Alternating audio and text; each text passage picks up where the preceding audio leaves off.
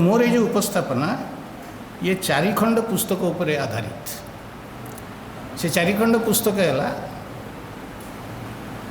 शरत महाराणा निजर आत्मचरित अनुभव माला, तंकर डायरी अनुभव माला 2, अनुभव माला 3 ओ जोटा मुझे कहली ओडिशा रे मौलिक शिक्षार प्रयोग।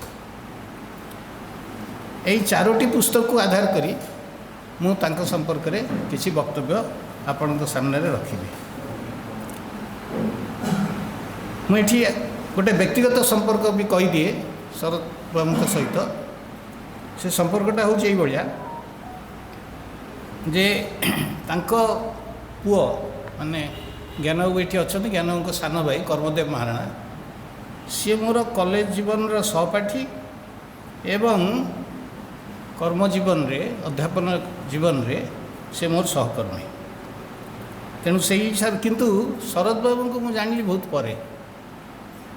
मु जेतेबेले मनमोहन चौधरी पाखु जाऊली बाखराबाद सेठी मु शरद बाबू को प्रथमे देखिली एवं नवकृष्ण चौधरी संपर्क में जेहेतु मु किछि अध्ययन एवं जो मानकर तांका संपर्क में अभिज्ञता अच्छी सेगुड़ी को साउंटुली सेतिपाई मु गोटे वीडियोग्राफ गोटे इंटरव्यू करी, दीर्घ इंटरव्यू शरद बाबू सहित।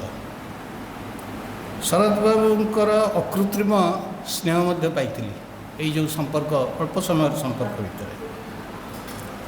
तेणु आज मु जो उपस्थापनाटी आपण मान सामने रखी सेटा शरत महाराणा जो कर्ममय जीवन आपण मैंने देखिले 1908 2 मार्च रु 2007 प्राय मोर जदूर मन हो 99 वर्ष पूरी जाइला, 100 वर्ष चलुला। तेणु गोटे दीर्घ समय एवं तांकर ये जो पुस्तक गुड़िक मु उल्लेख कली से पुस्तक गुड़िकर अध्ययन मुझे जानी जे तांका कर्ममय जीवन को 2 भाग में विभक्त करें। गोटे हूँ मौलिक शिक्षार तांकर भूमिका, मौलिक शिक्षार प्रसार प्रचार तांकर भूमिका, आउ गोटे हूँ विनोबा भूदान यज्ञ तांकर भूमिका। भूदान यज्ञ तांकर भूमिका और यही कार्यक्रम प्रति तांकर विचार एक स्वतंत्र आलोचना अपेक्षा करे। कारण मुझे जहाँ कि बुझिली यही भूमिका रे तांकर अनुभव खूब बेसी भल नथिला। तेबे गांधी को मौलिक शिक्षा प्रति से थिले समर्पित। मौलिक शिक्षा को गांधी तांकर अंतिम दान बा विल बोली घोषणा करथिले। यह से सबुठारु अधिक क्रांतिकारी और सबुठारु अधिक महत्वपूर्ण बोली मन करथिले गांधी। याठारु अधिक महत्वपूर्ण अधिक मूल्यवान भेटी से पृथ्वी आगे थोई पारिबे एपरी तांको मन हो नथला। मु तांको अंतिम विल रु कहूछि से दाबी करुथिले जे मोर समस्त रचनात्मक कार्यक्रम को व्यवहारिक रूप देवार कुंची काठी कि यही बुनियादी बा मौलिक शिक्षा रही। मुझे स्वीकार करने आदौ कुंठित हेबी नहीं जे मोर धारणा थिला जे चौधरी परिवार सहित संपर्क शरद बाबूंकर आरंभ होइछि मौलिक शिक्षा सह संपर्क। यहाँ मोर गोटे धारणा थिला। कारण गोपबंधु चौधरी संपर्क में अध्ययन कला बेले बा नवकृष्ण चौधरी प्रबंध मौलिक शिक्षार यथार्थ पढ़ला बेले मौलिक शिक्षार प्रसार रे चौधरी परिवार अग्रगामित्व देखी मोर यही धारणा होइतला। कारण गोपबंधु चौधरी संपर्क में 8 मई 1995 गोटे स्मारक वक्तृता देवाई मत अनुरोध करते मनमोहन बाबू एवं सेटा गोटे देइथिली। सेति बेले मु जहाँ पढ़ी एवं गोपबंधु चौधरी विषय जहाँ जानिली तांकर मौलिक शिक्षा सहित संपर्क जो जानिली। तेणु मुझे कहूँ नवकृष्ण चौधरी मौलिक शिक्षार संगठक हेले आउ ताकर जो लेखा यथार्थ मौलिक शिक्षा यथार्थ ताको सब पढ़ी मु जानिली जे चौधरी परिवार गोटे अग्रगामित्व थिला मौलिक शिक्षा प्रसार रे। तेणु यही सबू देखिकी मोर गोटे धारणा होता जे शरत महाराणा जो संपृक्ति मौलिक शिक्षा सहित सेटा चौधरी परिवार द्वारा प्रेरित। मत मैंने समस्ते किए कहले जे मोर परिचय देगी मु गणितर लोक बोली तेणु मोर सब गोटे अप्रोच रहे जे मुझे प्रमाण करी किमती एटा भूल प्रमाण है। मु देखिली अनुभव माला रे शरत महाराणा लिखुचंती मु कटक टाउन रे 15 नवेम्बर 1933 रु 25 अक्टोबर 1938 पर्यंत थिले हैं। मु केबे माँ रमादेवी बा तांको परिवार कहारी को चिन्ह नथी किंबा देखा करने को जाई नथिली। वार्धा शिक्षा रे तालीम पाई निर्वाचन बछा बछी साक्षात्कार रे जो इंटरव्यू होता 1938 रे मु प्रथमे श्रीयुक्त गोपबंधु चौधरी को देखिली। तेणु 1938 जाए शरत चंद्र महाराणा चौधरी परिवार सहित कौन संपर्क नथिला। तेबे 1938 जाए से कौन करुले देखिबा मौलिक शिक्षा संपर्क तार धारणा थिला कि ये जो वार्धा शिक्षा कथा कहुची ये वार्धा शिक्षाटा हूँ कौन कौ ये जो वार्धा शिक्षा योजना ये शिक्षा योजना हूँ जो महात्मा गांधी 22-23 अक्टोबर 1937 रे वार्धा रे जो स्कीमटा देइथिले एजुकेशन स्कीमटा जो कहिथिले कि भलिया शिक्षा हवा दरकार एवं ताकू नहीं डॉक्टर जाकिर हुसैन एवं तांकर किसी सहयोगी मात्र 2 मास भितर डिसेम्बर मासरे गोटे दस्तावेज तैयारी कले एवं से दस्तावेजर शिरोनामा है बेसिक नेशनल एजुकेशन एवं तार मुखबंध लिखिते महात्मा गांधी एवं सेटा 1938 मसीहा प्रथम भाग में सेटा छपा है। सेटा जो छपा है आपण मैंने जानते 1937 मसीहा बेलू भारत वर्ष जो गवर्नमेंट ऑफ इंडिया एक्ट 1935 आसला तापर केते गुडे जगार सब इलेक्शन है प्राय 11टा राज्य जो इलेक्शन है से 7टा राज्य कांग्रेस सरकार कले ता भीतर ओडिशा थिला। तेणु विश्वनाथ दास से आमर प्राइम मिनिस्टर हेले 1937 मसीहा जुलाई बेलू से भेले एवं से माने निष्पत्ति कले जे सरकार स्तर निष्पत्ति है जो मौलिक शिक्षार प्रणयन हम एवं से जो मौलिक शिक्षार प्रणयन हम बोली कहगला सरकारी स्तर निष्पत्ति है जो मौलिक शिक्षार प्रणयन हम सेतेबेले शरद बाबू कटक रे सरकारी शिक्षा विभाग गोटे कर्मचारी विद्यालय परिदर्शक एसआई शरद बाबू 15 जून 1932 रु सरकारी कर्मचारी भाव चाकरी आरंभ करते और सरकारी सेवार से थिले मार्च 1941 पर्यंत कह मार्च 41 पर कौन है यही सरकारी सेवार थिबा बेले आपण मन रखु मु प्रमाण करने चाहूँगी जे चौधरी परिवार द्वारा पूर्वर से मौलिक शिक्षा सहित केमी संपर्क होते गोपबंधु चौधरी को देखा पूर्व यही सरकारी सेवार थिबा बेले से वार्धा जाइए सरकार निर्देश रे एवं से लिखुचंदी निजे शिक्षा विभाग निर्देश रे और शिक्षा विभाग डायरेक्टर श्री श्यामाचरण त्रिपाठी आईईएस से पूरा लिखती सब गुड़ा यहाँ हूँ शरद बाबूर बहुत बड़ गोटे ये तर लिखिले वीरेंद्र कुमार नायक पीएचडी यहाँ भी लिखे सी तारीख संपूर्ण क्वालिफिकेशन सब लिखे मुझे देखईदेवी लिखिं मुझे बही ताकरी हस्ताक्षर से विषय शरद बाबू लिखती शिक्षा विभाग निर्देश रे शिक्षा विभाग डायरेक्टर श्री श्यामाचरण त्रिपाठी आईएएस आदेश रे तारीख 15/6/1938 Cuttack training college principal Shri Shri Mahesh Chandra Pradhan, Cuttack सहर बाखराबाद निवासी श्री रघुनाथ महांती एवं मु मौलिक शिक्षा संबंध में स्थूल धारणा पाइबा उद्देश्य वार्धा अभिमुखे यात्रा कलु। एठू गले एवं सेठारे आमे माने 21 दिन रहिलु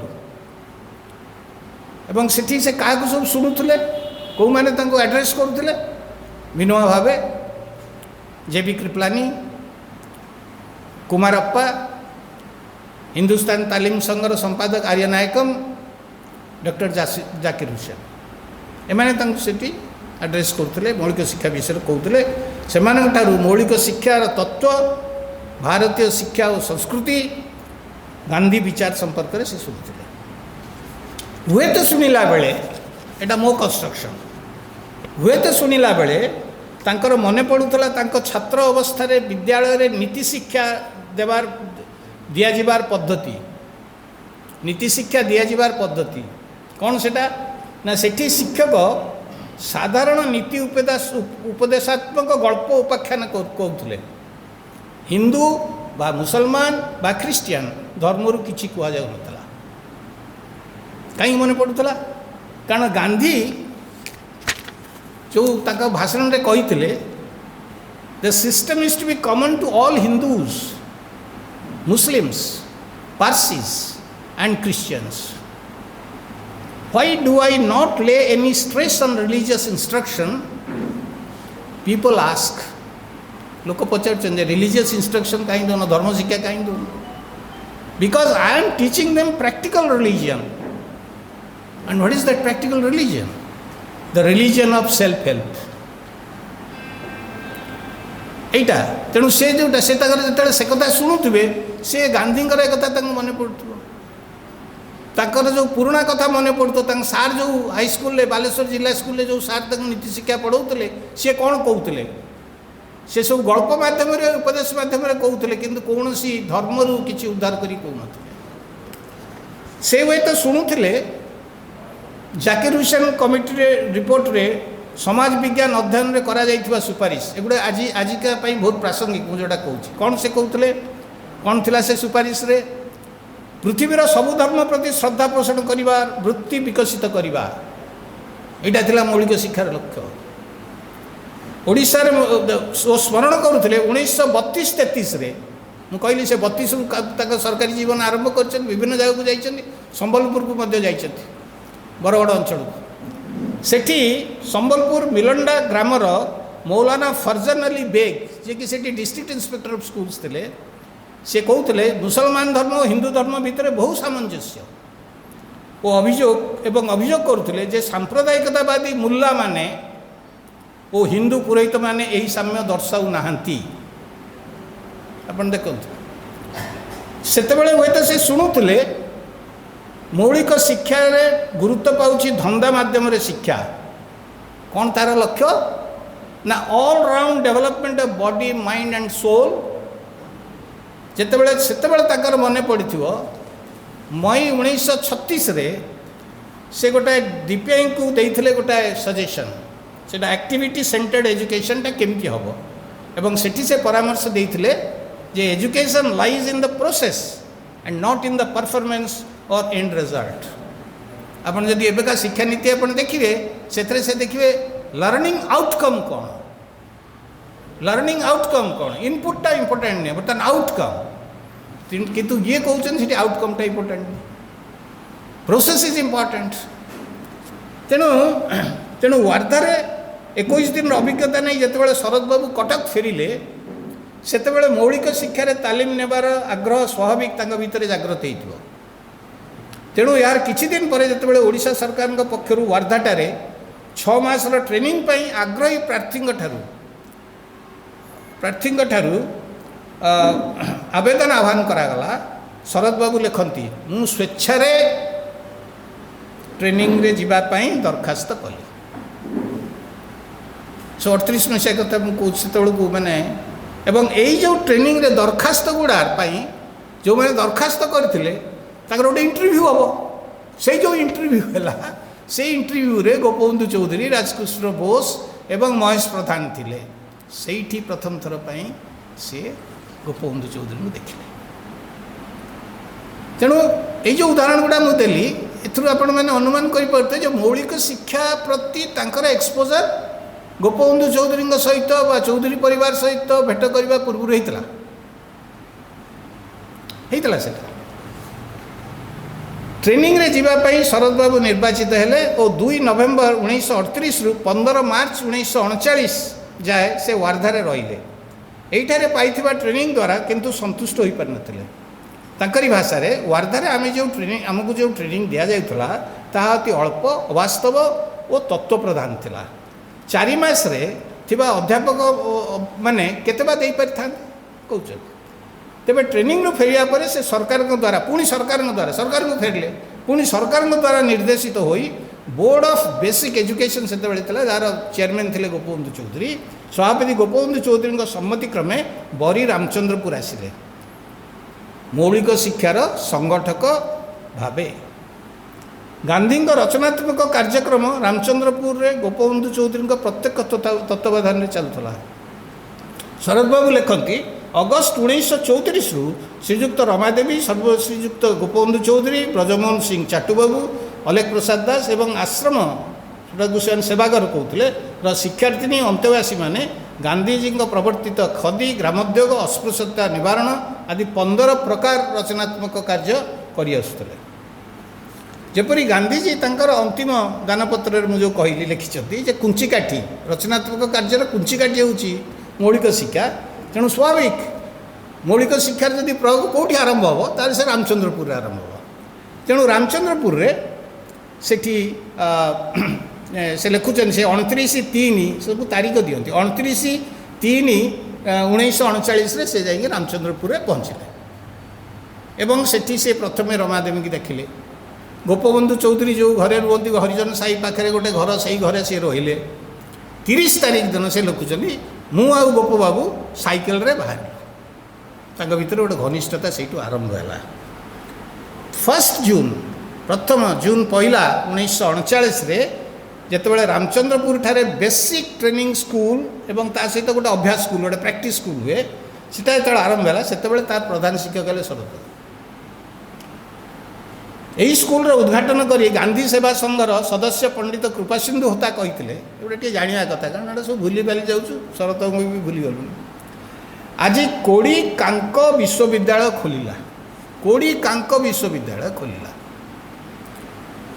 एटी उल्लेख कर दिए जे यार प्राय 1 दशंधि पर 10 वर्ष पर जो कृपासिंधु होता कहते कोड़ी कांक विश्वविद्यालय खोलिला तार 10 वर्ष पर सर्वपल्ली राधाकृष्णन अध्यक्षतार जो यूनिवर्सिटी कमिशन होता एजुकेशन कमिशन से सी माने जो मौलिक शिक्षार सर्वोच्च ग्रामीण रूरल यूनिवर्सिटी ग्रामीण विश्वविद्यालय से प्रस्ताव थिला लिखाई गोटे पूरा चैप्टर अच्छी रूरल यूनिवर्सिटी तेबे शरद बाबू मौलिक शिक्षार प्रयोग में सक्रिय हो पड़े और से अंचल यार प्रसार लगी पड़े यही समय रे से ओडिशा सरकार शिक्षा विभाग कर्मचारी थे यहाँ बारंबार आप मन रखुन कर्मचारी थे मौलिक शिक्षा सरकारी कार्यक्रम थिला किंतु सरकार तांकर पृष्ठपोषकता को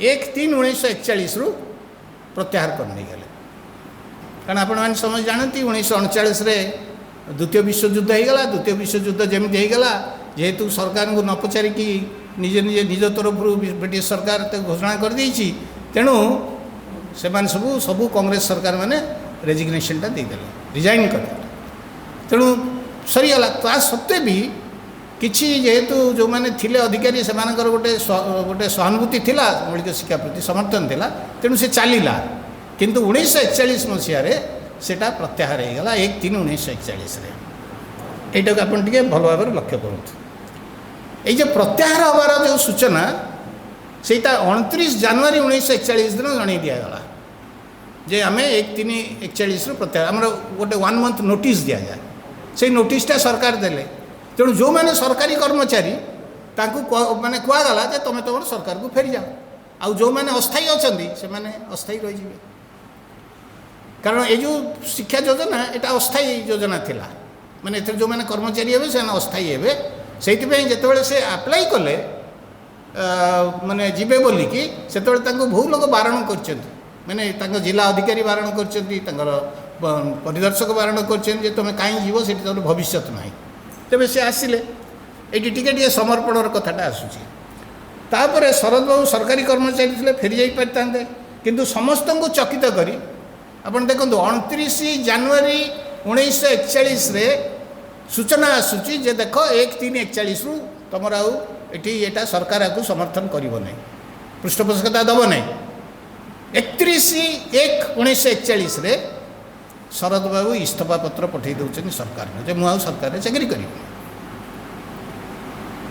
जो कथाटा वो बेसरकारी उद्यम मौलिक शिक्षार प्रयोग निजक सामिल कले बेसरकारीटा भी आसूँ ताले कौन है ना 10 वर्षर जो तंकर सरकारी काम माने सरकारी चाकरी से समाप्त हो गला मु कहूँ जे यहीटा ही प्रमाण करुच्ची जे मौलिक शिक्षा प्रति शरद बाबूंकर समर्पण भाव जो गोटे चाकरी छाड़ी दूची एवं यही समर्पण भावटा से आसला कौट मोर इंटरप्रिटेशन होची किंतु सरकारी चाकरी इस्तफा दे निजक मौलिक शिक्षा और गांधीजी रचनात्मक कार्य निजक नियोजित करने पछरे गोपबंधु चौधरी उदाहरण तक प्रभावित कर कारण गोपबंधु चौधरी चाकरी छाड़ी ये रचनात्मक कार्य गांधी कार्य जोग देते यहाँ भीतर थी तेणु मोर इंटरप्रिटेशन होची जे जो समर्पणर भाव जोटा जोटा को आम कहूँ सरकारी चाकरी रेजिग्नेशन दवाटा हूँ समर्पण भावर गोटे गोटे माने प्रतीक तो सहीटा आसी गोपबंधु चौधरी उदाहरण अपरपक्षे शरद बाबूंकर चाकरी छाड़ी मौलिक शिक्षार प्रयोग और आनुषंगिक कार्यक्रम में निजक समर्पित करिवार साहसिकता गोपबंधु चौधरी को मध्य गभीर भाव में प्रभावित कर तार प्रमाण कौन और प्रभावित कर गांधी रचनात्मक कार्य प्रति समर्पित समुदाय चौधरी परिवार को यह ही कारण हो पारे जे शरद बाबू को चौधरी परिवार रे सामिल कर निगला से चौधरी परिवार रो जामाता है केम देखे गोटे गाणितिक प्रमाण माने मो मो मो विचार या सहित कई माने असम्मति थी पारे बट एनिवे तेणु जदिओ चौधरी परिवार सह परिचय पूर्वर मौलिक शिक्षा प्रति आग्रह शरद बाबू थिला किंतु यह प्रति तांकर संपूर्ण भाव में समर्पण भाव जे उद्रेक होता गोपबंधु चौधरी परिवार सह संपर्क पर यह कहवा अयथार्थ हम ना ये मो इंटरप्रिटेशन वन में एग्री इस्तफा पर शरद बाबू बेसरकारी योजन जोगदे अर्थात बेसरकारी उद्यम मौलिक शिक्षा चलाई रखार प्रयास आरंभ है जो शिक्षक मैंने चाकरी अंतर होते से मौलिक शिक्षा को चलाई रखापी आग्रह देखाइले रमादेवी और आचार्य हरिहर निकट में तथा ग्रामवासी निजर इच्छा व्यक्त कले ओडिशा रे मौलिक शिक्षार प्रयोग आरंभ है 6 एप्रिल 1941 दिन रामचंद्रपुर ठारे बेसरकारी उद्यम आरंभ है 6 एप्रिल 1941 दिन रामचंद्रपुर ठारे उत्कल मौलिक शिक्षा परिषद गठन है जार सभापति है आचार्य हरिहर संपादक है गोपबंधु चौधरी और शरद बाबू यार सहकारी संपादक है सदस्य भाव रही पंडित लिंगराज मिश्र एम सब परवर्ती समय बहुत बड़ भूमिका नौ लिंगराज मिश्र लक्ष्मीनारायण साहू समाज अनुष्ठान राधानाथ रथ और श्रीमती रमादेवी चौधरी किंतु यही प्रयास में बाधा आसला जितेबाला परिषदर अध्यक्ष आचार्य हरिहर रमादेवी गोपबंधु चौधरी भारत छाड़ आंदोलन में भाग नहीं 9 अगस्त 1942 दिन गिरफ हो गले और शिक्षार समस्त कर्मी सर्वसम्मति क्रमे गोटे निष्पत्ति नेले जे बरी अंचल समस्त मौलिक विद्यालय को बंद करदे यही बंद होबार सुजोग नहीं सरकार कटक जिला बोर्ड द्वारा प्राइमरी स्कूल मान खोलीदे कि यार प्रभावटा केते देखो मात्र अधिकांश छात्र छात्री प्राइमरी स्कूल गले नहीं बहु अभिभावक पिला सेठारे पढ़ाई स्पृहा कले ना 2 सेप्टेम्बर 1942 दिन शरद बाबू और अन्नपूर्णा चौधरी गिरफ है से गोटे फायरिंग होता एमाने समस्ते 1944 मसीहा जुलाई मास जा खलास पाखापाखि 2 वर्ष रहिले। ओडिशा रे मौलिक शिक्षा या पर पुणी आरंभ होईगला मौलिक शिक्षार पुनर्प्रतिष्ठा उद्यम। केवल यह रामचंद्रपुर आ सीमित हो रही ओडिशार विभिन्न अंचल में मौलिक विद्यालय प्रतिष्ठा है, किंतु बेसरकारी प्रयासर अंत है पुणी से बेसरकारी उद्यम भी सी भी सरला केमती ना जो सरकार ताकू पुणी हाथ को नेले। कारण 1946 कांग्रेस मंत्रिमंडल हरकृष्ण महतामकर नेतृत्व में शासनभार ग्रहण कले। पंडित लिंगराज मिश्र जे कि बेसरकारी से उत्कल जो मौलिक परिषद थे सभ्य सी शिक्षा मंत्री हेले और गोपबंधु चौधरी को डाक कहले जे आम मैंने मौलिक शिक्षा को अविलंबे पुनः प्रतिष्ठा करूँ, आपण आसी आमको परामर्श दिंतु। मौलिक शिक्षार पुनः प्रतिष्ठा होगा परे जो माने मौलिक शिक्षार संगठक हेले जपरी नवकृष्ण चौधरी, हरिहर मिश्र, शत्रुघ्न नाथ से समस्त को शरद बाबू बेसिक बोर्डर संपादक भाव साहय करते। जार अंत है पुणी तार भी अंत है केतबेले ना 1952 मसीह जितेबाला शरद बाबू ओडिशा रे भूदान यज्ञ समितिर संयोजक है, किंतु भूदान यज्ञ में सामिल है मौलिक शिक्षा प्रति तांकर निष्ठार कौन सी उणा ही नथला। से मौलिक शिक्षा सपक्ष में लोकमत सृष्टि करिवारे सक्रिय थे। जपरि से लिखुचंती तांकर डायरी रे 3/5/1957 मु बाहर बाहर थाई लोकमत गठन दिगरे मौलिक शिक्षार साहाय्य करुँच। गुरुजी माने और संगठक और उद्योक्ता माने निज निजर कर्तव्य ठीक रूपे करंतु। ता पूर्व कहते बाजीराव छात्रावास रे मौलिक शिक्षा को लोक ठीक ठीक बुझाइबा आम समस्त कर्तव्य। ता पूर्व विभिन्न आलोचन मौलिक शिक्षा को नहीं जिते आलोचना होता से भाग नौते एवं कोरापुट नवरंगपुर जाकि सेठिका मौलिक ट्रेनिंग स्कूल से जाते से भूदान कम जाकर मौलिक ट्रेनिंग स्कूल से गुरुजी मान सहित बसिकी सहित आलोचना करते। केवल मौलिक शिक्षा कहीं चौधरी परिवार सह संपर्क होगा पूर्व बरी रामचंद्रपुर आसवा पूर्व गांधी को रचनात्मक कार्य संपर्क में शरद बाबू धारणा थिला, अभिज्ञता मध्य थिला। से गांधी के द्वारा आरंभ होता हरिजन आंदोलन द्वारा बेस प्रभावित होते। पाटना रे एमएड अध्ययन कला बेले से और तांकर केते जण सहपाठी एक मेस रे खाउथिले जो रोषेई करुथिले जणे हरिजन दंपति। एमएड पास पर शरद बाबू फेरी स्थायी कार्य में कटक सदर circle sub inspector of schools भाव में मे 1936 जोग देले। यही समय से नियमित गांधी हरिजन पत्रिका पढ़िले और खदड़ पिंधा आरंभ कले। से हरिजन पत्रिकार ग्राहक होते और तांकर ग्राहक संख्या थिला 4148 एक भी लिखिं ओडी भारी मेट्रिकुलस कहवा बाहुल्य जे गांधी रचनात्मक कार्यर केन्द्र बरी रामचंद्रपुर में पहुँचवा पूर्वर शरद बाबू अस्पृश्यता निवारण और खदी को निज जीवनचर्या सामिल कले। तेणु जितेबाला बरी रामचंद्रपुर में मौलिक शिक्षार ट्रेनिंग विद्यालय उद्घाटन उत्सव सरिबा पर जाति धर्म निर्विशेष शिक्षार्थी और सही अंचल केतेक समवयस्क बालक बालिका को एकाधाड़ी में बसाई चूड़ा गुड़ और कोरा नड़िया खाइबा दिगला। सेतेबेले निकटवर्ती ब्राह्मण गाँ भवानीपुर रे विरोध करा जाइतला एवं विरोध हिंस्र थिला। से लिखुचंदी भवानीपुर ब्राह्मण जगबंधु मिश्र तांकर 2 सान पुओ यही धाड़ी में बसी खाइबारु रागी करी घरे सेमानक उपरकू एक कटुरी फपाड़िले। शरद बाबूंकर ए संपर्क प्रतिक्रिया थिला एहिपरि। गत 4 वर्ष काल गांधी सेवा संघर सदस्य और ए अंचल में अनेक गांधी विचार में विश्वासी लोक क्रमागत भाव में अस्पृश्यता निवारण निशा निवारण आदि रचनात्मक कार्य चलाई सुधा अस्पृश्यता संपूर्ण रूपे उठी जाई नथला। किंतु शरद बाबू तांको निज जो परसुएसिव स्टाइल अच्छी से जगबंधु मिश्र को आपणार कर नहीं थे।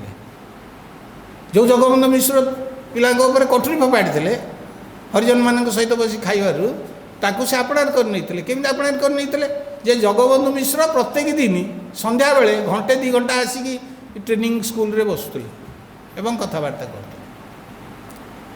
गांधी प्रति शरद बाबूर आकर्षण छात्रावस्था है।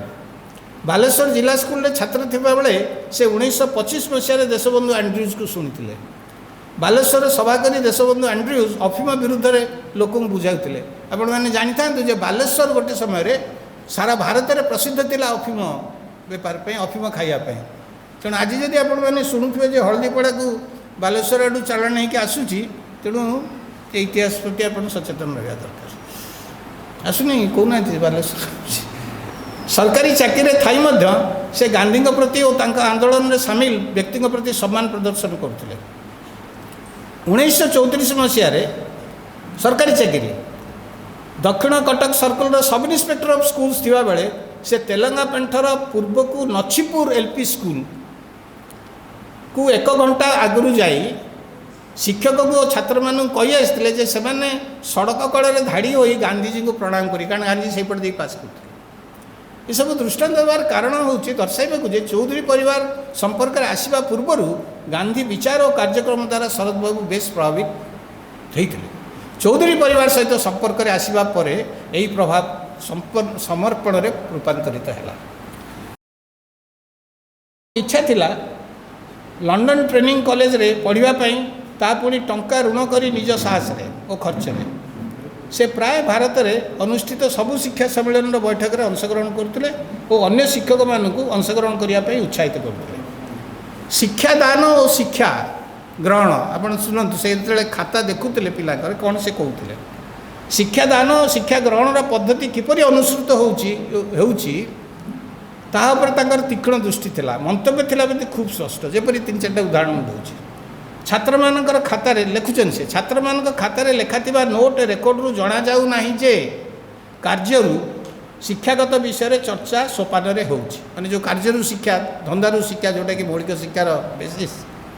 ବର୍ଷର ଆରମ୍ଭରୁ ବା ଅନ୍ତତଃ ପ୍ରତି 3 ମାସ ପୂର୍ବରୁ ଆଗାମୀ କାର୍ଯ୍ୟଗୁଡ଼ିକର କଳନା କରି ପ୍ରୋଜେକ୍ଟ ତିଆରି କରି କାର୍ଯ୍ୟ କରାଯାଆନ୍ତା କି? ତାଙ୍କ କମେଣ୍ଟ। ଦ୍ୱିତୀୟ କମେଣ୍ଟ ଗୋଟେ ଦେଖନ୍ତୁ, ବାର୍ଷିକ ରିପୋର୍ଟରେ ପ୍ରତ୍ୟେକ ପିଲା ସାହିତ୍ୟ, ଗଣିତ, ଭୂଗୋଳ ଆଦି ବିଷୟ ଜାଣିଲେ କ'ଣ ଲାଭ ହୁଏ ତାହାର ବର୍ଣ୍ଣନା କରିଛନ୍ତି। ଏପରି ବର୍ଣ୍ଣନାର ଆବଶ୍ୟକତା ମୁଁ ଉପଲବ୍ଧି କରୁନାହିଁ।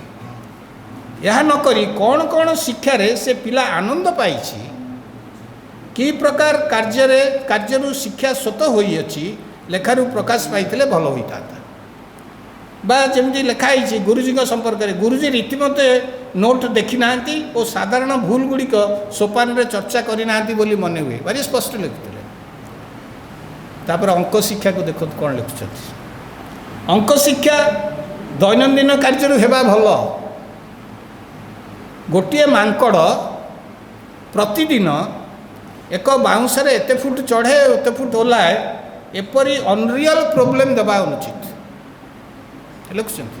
ଏଟାକୁ ସେ ଗୋଟେ ଅନରିଅଲ ପ୍ରୋବ୍ଲେମ୍, ଚଢ଼ୁଛି ଓହ୍ଲଉଛି, ଆମର ସବୁ ଅଛି ନା କ'ଣ।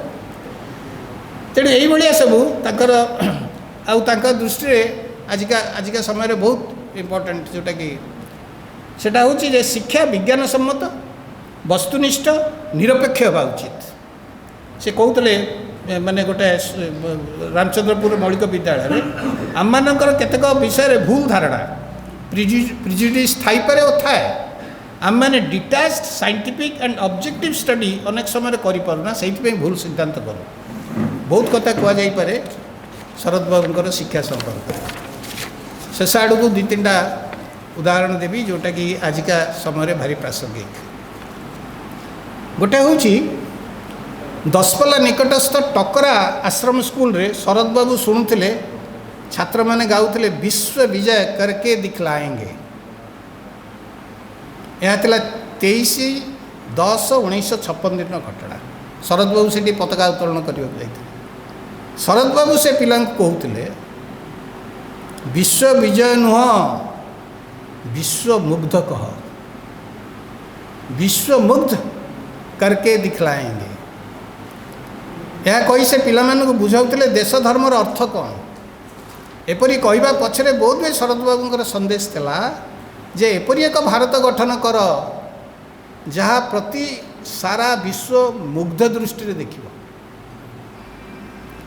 ଏହା ପ୍ରତିଫଳିତ କରୁଥିଲା ମୌଳିକ ଶିକ୍ଷା ପାଠ୍ୟକ୍ରମ ଖସଡ଼ା ତିଆରି କରିଥିବା ଜାକିର ହୁସେନ ରିପୋର୍ଟରେ ସେହି ଅଂଶଟି, ଯେଉଁଠି କୁହାହେଉଥିଲା ଏ ବିଷୟ ପ୍ରତି ବିଶେଷ ଦୃଷ୍ଟି ଦେବାକୁ ହେବ ଯେ ବିଦ୍ୟାର୍ଥୀମାନଙ୍କୁ ପ୍ରାଚୀନ ଯୁଗର ଇତିହାସ ଏପରି ଭାବରେ ପଢ଼ାଇବା ଉଚିତ ନୁହେଁ ଯଦ୍ୱାରା ସେମାନଙ୍କ ମଧ୍ୟରେ ଅତୀତର ଇତିହାସ ପାଇଁ ଏପରି ଔଦ୍ଧତ୍ୟ ଓ ଅହଙ୍କାର ଦେଖା ନ ହେବ, ଯଦ୍ୱାରା ସେମାନେ ସ୍ୱଦେଶକୁ ଅନ୍ୟ ଦେଶମାନଙ୍କ ଠାରୁ ଭିନ୍ନ ଓ ଅନ୍ୟ ସବୁ ଦେଶ ଜାତି ଆମଠାରୁ ନ୍ୟୁନ ଏପରି ଭାବନା ତାଙ୍କ ଭିତରେ ନ ଜନ୍ମିବ, ଏଭଳି ପଢ଼ା ହେବା ଉଚିତ। ତେଣୁ ଆଜି ଯେତେବେଳେ ଆମେ ଆଜିକା ସାମାଜିକ, ସାଂସ୍କୃତିକ ଓ ରାଜନୈତିକ ପରିବେଶରେ ବିଦ୍ୟାର୍ଥୀଙ୍କୁ ଏଇଭଳି ଏକ ଶିକ୍ଷା ଦେବା ଏକ ଆହ୍ୱାନ, ଏହି ଆହ୍ୱାନକୁ ସାମ୍ନା କରିବା ବୋଧହୁଏ ଶରତ ବାବୁଙ୍କ ପ୍ରତି ଓ ମୌଳିକ ଶିକ୍ଷା ପ୍ରତି ତାଙ୍କର ସମର୍ପଣ ଏବଂ ତାଙ୍କର ସମର୍ପଣ ପ୍ରତି ଶ୍ରେଷ୍ଠ ସମ୍ମାନ ହେବ ବୋଲି ମୁଁ ମନେ କରେ। এইଭଳି କେତେ ଗୁଡ଼ାଏ ଅଛି। ସମୟ ହେଇଗଲାଣି, ଏପଟ ସେପଟ ହେଉଛନ୍ତି ସଭାପତି ମହୋଦୟ, ତେଣୁ ସାରିବି। ତେଣୁ ଆଉ ଗୋଟେ କଥା କହିଦିଏ, ଶରଦ ବାବୁ ବହୁତ ଗମ୍ଭୀର ପ୍ରକୃତିର ଲୋକ ଥିଲେ। ତାଙ୍କରି ଭାଷାରେ ମୁଁ ସର୍ବଦା ନୀରବ ରହେ, କିନ୍ତୁ ତାଙ୍କ ବ୍ୟକ୍ତିତ୍ୱରେ କୌତୁକ ପ୍ରବଣତା ବହୁତ ଥିଲା। କେମିତି ସେ ଯେତେବେଳେ ହଷ୍ଟେଲରେ ଥିଲେ ଗୋଟେ ରେଜେଇଟାକୁ ମଣିଷ ଭଳିଆ କରିକି ତାପରେ ଚାଦର ଘୋଡ଼େଇ ଦେଇଥିଲେ। କେପି ସିହ୍ନା ବୋଲିକି ଆଇଏଏସ୍ ଜଣେ ଥିଲେ ସେତେବେଳେ, ଇଂରାଜୀ ପ୍ରଫେସର, ସିଏ ଆସିକି ସେ ହଷ୍ଟେଲ ସୁପରିଟେଣ୍ଡେଣ୍ଟ ଥିଲେ, ଟେକିଦେଲା ବେଳକୁ ଏମିତି ଇଏ ବଡ଼ ସିଏ ଅପ୍ରସ୍ତୁତ, ଇଏ ଅପ୍ରସ୍ତୁତ। ସେ କହିଲେ ସାର୍ ମୁଁ ଆକ୍ଚୁଆଲି ମୋର ଗୋଟେ ସାଙ୍ଗ ମେଡ଼ିକାଲ ସ୍କୁଲରୁ ଆସିବାର ଥିଲା, ମୁଁ ତାକୁ ଆଇ ୱାଣ୍ଟେଡ୍ ଟୁ ବିଫୁଲ୍ ହିମ୍। ସେଠୁ ସେ ରାଗିକି କହିଲେ ବଟ୍ ୟୁ ବିଫୁଲ୍ଡ ମି। ତାପରେ ଇଏ ଗୋଟେ ଆଉ ଗୋଟେ ହେଉଛି ଭାରି ମଜା। ସେଇଟା ହେଉଛି କ'ଣ, ଯେଉଁଦିନ ସେ ସରକାରୀ ଚାକିରି ଛାଡ଼ୁଛନ୍ତି ସବୁ ହସ୍ତାନ୍ତର କରିବେ, ଚାର୍ଜ ଦେବେ। ସେତେବେଳେ ଶରଦ ଘୋଷ ବୋଲିକି ଜଣେ ଭଦ୍ରଲୋକ ଥିଲେ, ଫିଜିକ୍ସ ଡିପାର୍ଟମେଣ୍ଟ ରେଭେନ୍ସା କଲେଜରେ ଡେମନଷ୍ଟ୍ରେଟର, ସିଏ ଆସିଥିଲେ ଚାର୍ଜ ନେବା ପାଇଁ ସରକାରଙ୍କ ତରଫରୁ। ତେଣୁ ସବୁ ଜିନିଷ ଦେଲେ। ଚାର୍ଜ ଦେଲା ବେଳେ ସିଏ ସେଠୁ ଲେଖୁଛନ୍ତି 3ଟି ଗୋଖର ସାପ ଆଉ ଗୋଟେ ଠେକୁଆ ବି ଚାର୍ଜ ଦେଇଦେଲେ। 3ଟି ଗୋଖର ସାପ ଆଉ ଠେକୁଆ ଚାର୍ଜ ଦେଇଦେଲେ।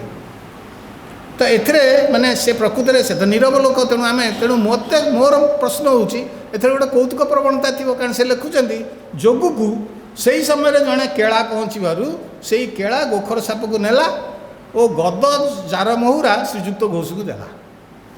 ହେଉଛି କୌତୁକ ପ୍ରବଣତା। ତାଙ୍କର ସୌନ୍ଦର୍ଯ୍ୟ ବୋଧ ବି ବହୁତ ଥିଲା ଏବଂ ସେ କମନୀୟ, ଆମେ ଜାଣିପାରୁନା ଯେ ସେ ଗୋଟେ ଭଲ ଗୋଟେ ଫୁଲକୁ ଭଲ ପାଆନ୍ତି, ଭଲ ବଗିଚାକୁ ଭଲ ପାଆନ୍ତି, ଆକାଶକୁ ଦେଖିକି ଅଭିଭୂତ ହୁଅନ୍ତି। ଏଗୁଡ଼ା ମଧ୍ୟ ତାଙ୍କର ସେଥିରୁ ମୁଁ ଦେଖିଲି ଅଛି। ତେଣୁ ଶରଦ ବାବୁଙ୍କ ବ୍ୟକ୍ତିତ୍ୱ ଏକ ବିରଳ ବ୍ୟକ୍ତିତ୍ୱ, ଅନୁକରଣୀୟ ବ୍ୟକ୍ତିତ୍ୱ। ଏହି ବ୍ୟକ୍ତିତ୍ୱର ଅଧିକ ଅଧ୍ୟୟନର ଆବଶ୍ୟକତା ଅଛି। ତାଙ୍କ ଲିଖିତ ଡାଏରୀ ଗୁଡ଼ିକରୁ ତାଙ୍କର ବ୍ୟକ୍ତିତ୍ୱର ବହୁ ନିଆରା ଦିଗମାନେ ଜଣାପଡ଼େ। ତାଙ୍କ ଲିଖିତ ସବୁ ଡାଏରୀ ଗୁଡ଼ିକ ପ୍ରକାଶ ପାଇଲେ ସେଗୁଡ଼ିକ ଏପରି ଅଧ୍ୟୟନର ଗଭୀରତାକୁ ଆହୁରି ବଢ଼ାଇବ। ଡାଏରୀରେ ବାତ ବଢ଼ିବା ନଥାଏ, ବରଂ ନିଜ ବ୍ୟକ୍ତିତ୍ୱର ଓ ନିଜ ଚାରିପାଖେ ଥିବା ସମାଜର ନିରପେକ୍ଷ ଅନେକ ସମୟରେ ନିଷ୍ଠୁର ଆକଳନ ଥାଏ। ଶରଦ ବାବୁ ଡାଏରୀ ଲେଖା ଆରମ୍ଭ କରିଥିଲେ ଛାତ୍ର ଜୀବନରୁ, ଯେତେବେଳେ ସେ ବାଲେଶ୍ୱର ଜିଲ୍ଲା ସ୍କୁଲରେ ଛାତ୍ର ଥିଲେ। ଏବଂ କେମିତି ଆରମ୍ଭ ହେଲା, ସେଠି ଜଣେ ଶିକ୍ଷକ ଥିଲେ ଶ୍ରୀ ଭୀମ ରାଉତ ବୋଲିକି, ସେ ଗଣିତ ପଢ଼ାଉଥିଲେ। ସେ ସେଠୁ ପିଲାମାନଙ୍କୁ ସେ ଲେଖିଛନ୍ତି ଯେ ପିଲାମାନଙ୍କୁ ସତ୍ୟବାଦିତା ସମ୍ବନ୍ଧରେ ବଡ଼ ସରଳ ମାତ୍ର ତେଜସ୍ୱୀ ଭାବରେ କହିଥିଲେ। ଏହାଦ୍ୱାରା ପ୍ରେରିତ ହୋଇ ଶରଦ ବାବୁଙ୍କ ଭାଷାରେ ଆମେ କେତେକ ଛାତ୍ର ଛୋଟ ଖାତା କରି କେଉଁଦିନ ମିଛ କହିଲୁ, କେତେ ସପ୍ତାହ ପାଇଁ ତାହା ଲେଖିଲୁ। ମୋର ମିଛ କହିବାର ପ୍ରକୃତି ନଥିଲା, ତଥାପି କେବେ କେବେ ମିଛ କହିଥିଲି। ମାତ୍ର ଏହି ଚେତାବନୀ ଦ୍ୱାରା ମିଛ କହିବା ମୁଁ ପ୍ରାୟ ଛାଡ଼ିଦେଲି।